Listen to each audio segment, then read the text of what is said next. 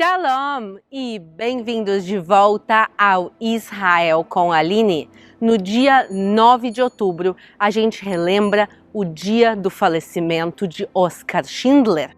Esse justo entre as nações, esse homem que vai salvar 1.200 judeus do Holocausto.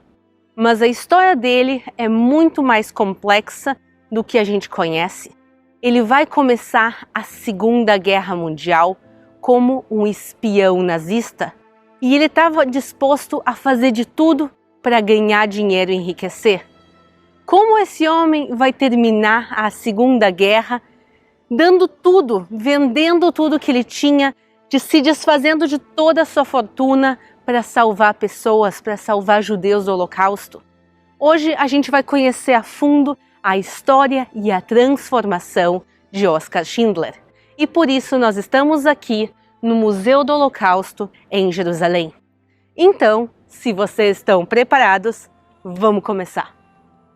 Atrás de mim, nessa porta escura, é a entrada do Museu do Holocausto. E ali dentro se entra num dos períodos mais escuros, mais terríveis da história da humanidade. Mas mesmo nesse período de escuridão, houveram pessoas que lutaram contra tudo e contra todos para salvar vidas. A gente tem aqui ao lado o Jardim dos Justos entre as nações. Quem são eles? Eles são não-judeus que arriscaram suas vidas para salvar judeus durante o Holocausto sem ganhar nada em troca. E a gente conhece milhares de justos entre as nações. E para cada um deles, a gente plantou aqui uma árvore. E esse é o início de um bosque gigantesco. Podem ver aqui aos pés dessa árvore, por exemplo, o nome em hebraico, em inglês e também o país de origem. A Alice Ferrieres, da França, salvou judeus, como todas as pessoas aqui em volta. Isso é importante lembrar, que mesmo em um momento tão difícil, vão ter pessoas dispostas a arriscar suas vidas para fazer o correto. E entre essas milhares de árvores, também se encontra uma árvore em homenagem a Oskar e outra em homenagem a Emily Schindler. E eles estão logo aqui, então vamos juntos ver. Essas árvores foram plantadas em 1993, alguns meses antes de sair o famoso filme A Lista de Schindler, que transformou Schindler no justo entre as nações mais conhecido de todos. Mas como eu falei, ele, apesar de tão conhecido, não toda a história dele, principalmente não o início da vida dele é conhecida, e é isso que a gente vai juntos agora descobrir e entender por que só em 1993 eles vão receber aqui essa homenagem.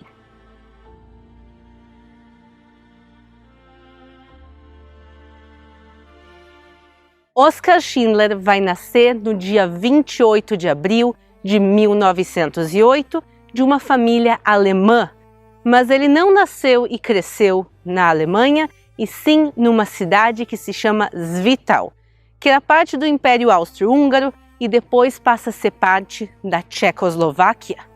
Mas Oskar Schindler, com a cultura alemã que ele tinha o sonho de a região que ele morava ser anexada à Alemanha. E ele vai, então, se juntar à Abwehr, a inteligência alemã, em 1936, e na prática ele vai ser um espião para a Alemanha nazista. Ele vai passar informações que vão se provar muito importantes para a futura invasão alemã na Tchecoslováquia. Mas tudo vai mudar em 1938, quando ele vai ser preso pela Tchecoslováquia e acusado de espionagem e vai ser condenado à morte. Ele vai estar no corredor da morte alguns dias antes de ser executado, quando, para sorte dele, um acordo é feito, o Acordo de Munique. E esse acordo passava parte das terras da Tchecoslováquia para a Alemanha. Era um esforço dos países aliados para tentar acalmar Hitler e evitar o início da Segunda Guerra Mundial. Um esforço que a gente vai saber depois que foi em vão, mas naquele momento, quando a Tchecoslováquia entrega parte das suas terras à Alemanha, Oskar Schindler vai ser entregue junto e ele vai ser solto. E talvez como um agradecimento, talvez porque ele queria, no ano seguinte, em 1939, ele oficialmente vai se filiar ao Partido Nazista. E Oskar Schindler tinha um objetivo muito claro: fazer o máximo de dinheiro possível com a filiação dele ao Partido Nazista. E a maneira que ele descobre que é a mais fácil de fazer dinheiro é começar a negociar no mercado ilegal. E ele começa a comprar uniformes que foram roubados do exército polonês e vender esses uniformes para o exército nazista. Por que o exército nazista precisava de uniformes poloneses? Porque eles vão pegar esses uniformes e criar uma operação falsa. Eles vão fazer de conta que o exército polonês está atacando o exército alemão e por isso eles vão usar esse ataque ou esse falso ataque como uma justificativa para a invasão da Polônia. A invasão que vai acontecer no ano de 1939 e vai causar o início da Segunda Guerra Mundial. Então, indiretamente, esses uniformes que Schindler comprou e vendeu no mercado ilegal vão causar o início da Segunda Guerra Mundial.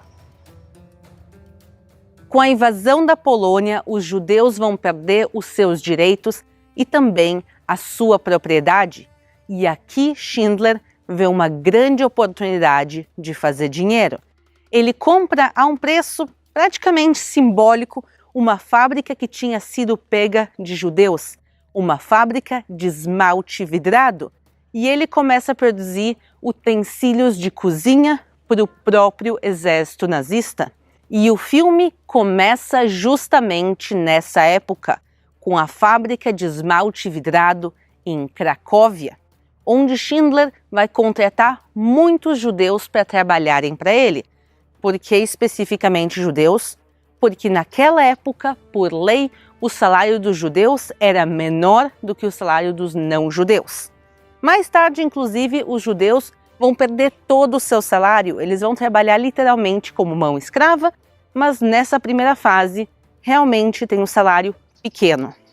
Apesar de eles praticamente não receberem nenhum salário, era importantíssimo para os judeus poloneses conseguirem um trabalho, era literalmente uma questão de vida ou morte. Um exemplo é a própria cidade de Cracóvia, onde viviam 80 mil judeus. Desses, a maioria vão ser expulsos e só sobram 15 mil. Justamente os 15 mil que tinham visto de trabalho em fábricas, por exemplo, a fábrica de Schindler. Mas eles vão ser obrigados a se mudarem para o gueto de Cracóvia, que as condições de vida eram terríveis. O gueto era extremamente sujo, as casas amontoadas, não se tinha acesso a comida, a medicamentos, a praticamente nada. Mas o pior ainda estava por vir. A partir de 1942, os nazistas começam a pegar parte dos judeus do gueto de Cracóvia e mandar para campos de extermínio, principalmente para o campo de Belzec. Mas os anos foram passando e Schindler começa a conhecer as pessoas que trabalham na fábrica dele e começa a entender que eles não são simplesmente judeus, mas que eles são seres humanos. E ele começa a criar um carinho ou pelo menos uma empatia com aquelas pessoas. E por um lado, ele começa a entender que aqueles judeus da fábrica são seres humanos e por outro lado, ele começa a ver as atrocidades que os nazistas estão fazendo com os judeus do gueto de Cracóvia. Além das péssimas condições do gueto, além de mandar literalmente parte dos judeus para campos de extermínio, os nazistas decidem aniquilar o gueto de Cracóvia em 13 de março de 1943. Isso quer dizer pegar todos os milhares de judeus que ainda estavam em Cracóvia, no gueto, e mandar ou para campos de trabalhos forçados, ou para campos de concentração, ou para campos de extermínio. E aqui, Schindler começa a ter uma mudança. Ele começa de uma pessoa que queria simplesmente tirar proveito desses judeus, com uma pessoa que está disposta a ajudar esses judeus, mesmo que isso custe a ele dinheiro. E durante a aniquilação do gueto de Cracóvia, centenas de judeus vão ser mortos nas ruas. E Schindler vai presenciar tudo isso. Graças aos contatos que Schindler tinha com o partido nazista, ele soube da aniquilação um pouco antes dela começar, e por isso ele vai ajudar a salvar os judeus da sua fábrica, escondendo alguns deles de noite nas suas propriedades. E segundo o testemunho de um dos sobreviventes, esse dia, esse extermínio do gueto de Cracóvia vai mudar a visão de Schindler em relação ao partido nazista. Nessa altura da guerra, os judeus já não recebiam nenhum salário. O salário era pago direto à SS.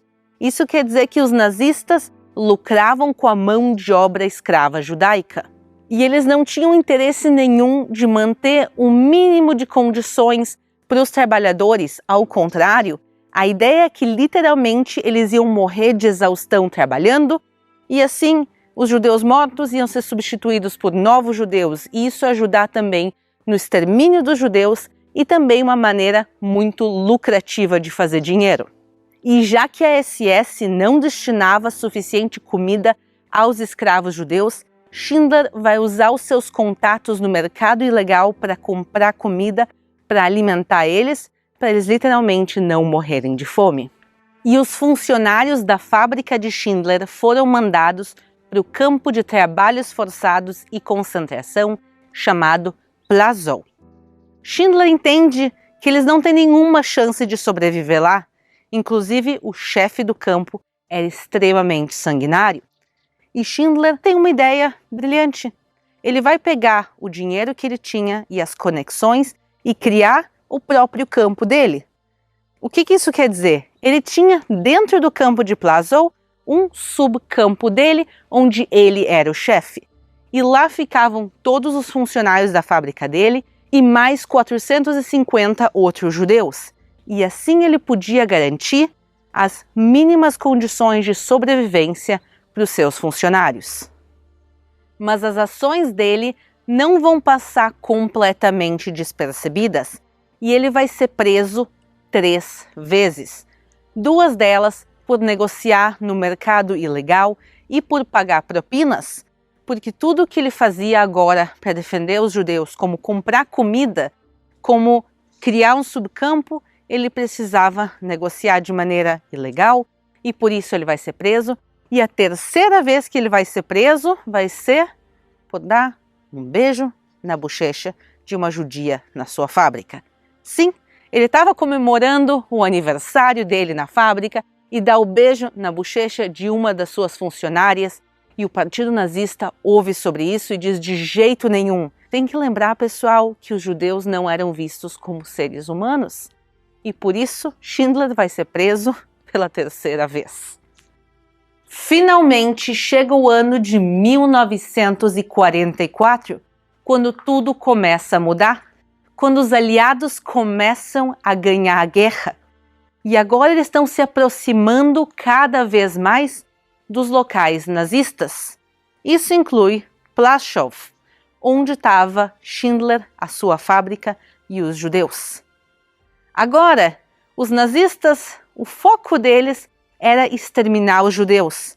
E quando eles sabem que eles têm dias contados para fazer isso, eles começam a acelerar a matança e começam agora a pegar judeus e mandar direto para Auschwitz. E Schindler sabe que é uma questão de dias, se não semanas, que os seus judeus vão ser mandados também a câmaras de gás.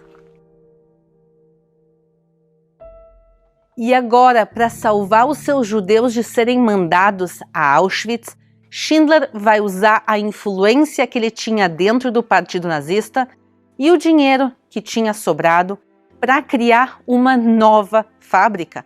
A fábrica vai ser em Brunlitz, que era parte da Tchecoslováquia que estava sob domínio dos nazistas, mas longe dos frontes, quer dizer, ia demorar mais tempo para os aliados conseguirem chegar até lá, e a maneira que ele convence os nazistas de abrir essa fábrica é que ia ser uma fábrica essencial, uma fábrica de armamentos. E os nazistas concordam. E agora vem a questão da lista. A lista de Schindler, que dá o nome ao livro e também ao filme. A lista seria a lista dos judeus que iam ser transferidos do campo de trabalho para a nova fábrica. Isso quer dizer que tinha uma chance dos judeus que iam ser transferidos de sobreviverem, mas todos aqueles que não estariam na lista estariam destinados às câmaras de gás de Auschwitz.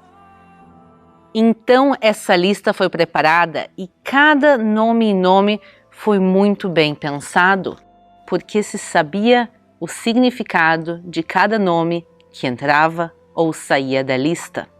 E no final a lista tinha 1098 nomes.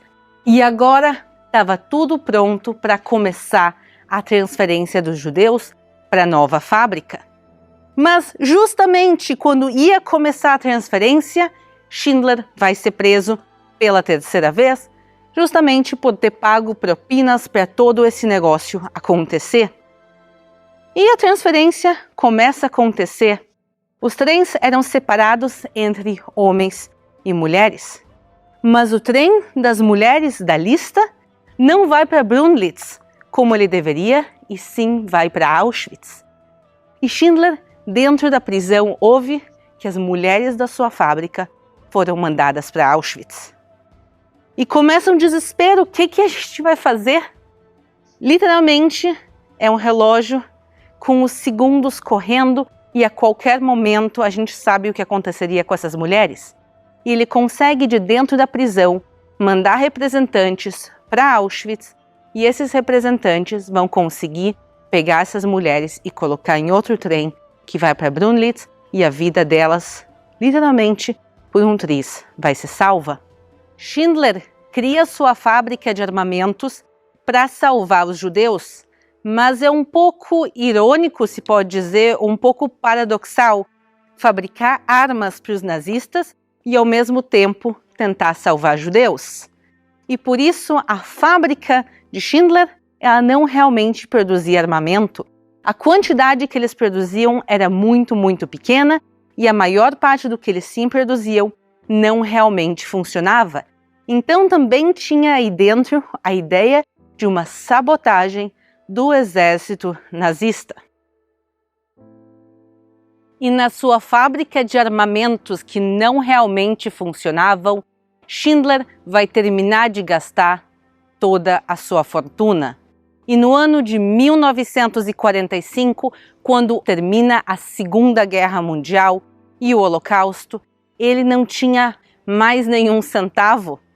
E o homem que começou a guerra disposto a fazer tudo para ganhar dinheiro, no final dela, vai fazer de tudo, inclusive gastar sua fortuna para salvar os judeus, para salvar os seres humanos que trabalhavam na fábrica dele.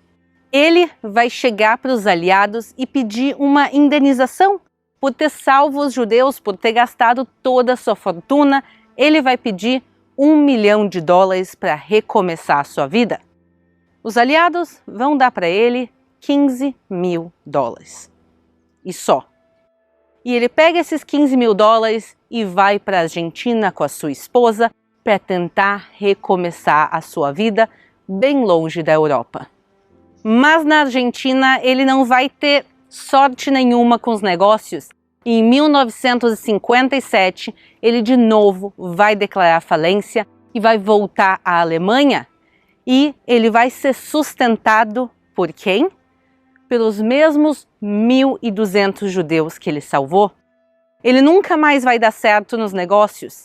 E até o fim da sua vida, esses 1.200 judeus vão sustentar ele em todas as suas necessidades. Em 9 de outubro de 1974, Schindler vai falecer.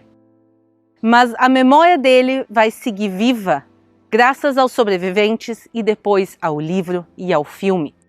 Uma memória muito controversa de alguém que começou a guerra como um nazista, mas se Schindler, no início da guerra, não tivesse colaborado com os nazistas, ele não teria sido capaz depois de salvar esses mesmos judeus, já que a influência dele dentro do partido nazista permitiu ele fazer tantas coisas como criar a lista de Schindler e as suas fábricas. E agora a gente vai juntos para o local onde Oskar Schindler está sepultado e conhecer o final da história dele.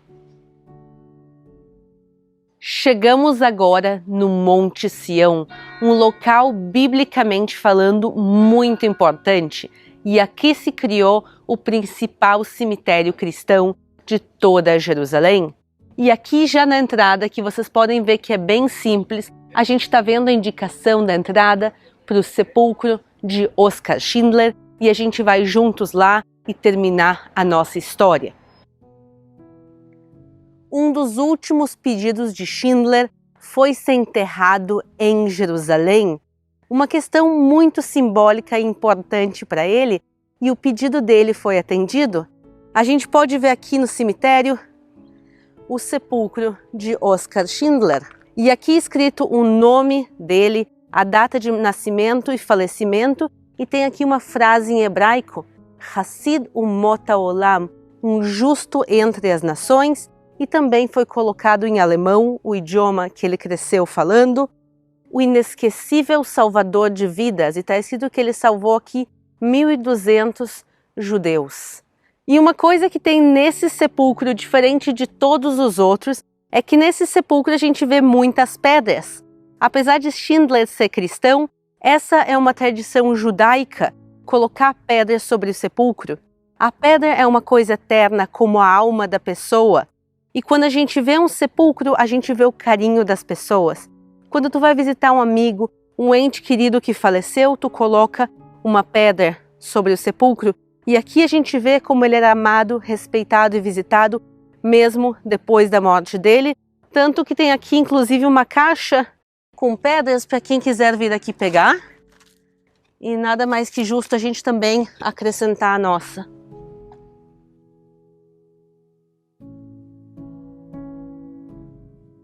Agora que o dia 9 de outubro está chegando, eu queria tirar um momento para a gente refletir sobre quem foi Schindler, sobre todas as controvérsias que ele esteve, mas também pelo grande ato de coragem e autossacrifício, de terminar os seus dias na pobreza, dependendo da ajuda de outras pessoas. Mas ele tem uma riqueza que nenhuma outra pessoa vai ter, a riqueza de salvar essas 1.200 pessoas. A gente diz que quem salva uma pessoa é como se tivesse salvo o mundo inteiro. E Schindler fez exatamente isso. Ele salvou 1.200 mundos. Quantas pessoas estão vivas nos dias de hoje graças a ele? Os descendentes, os filhos, os netos e os bisnetos dessas 1.200 pessoas. A gente tem que contar a história inteira dele, mas eu acho muito importante a gente também lembrar desse homem. Eu agradeço a todo mundo que assistiu o vídeo de hoje e a gente se vê aqui todas as quartas e domingos, direto de Israel.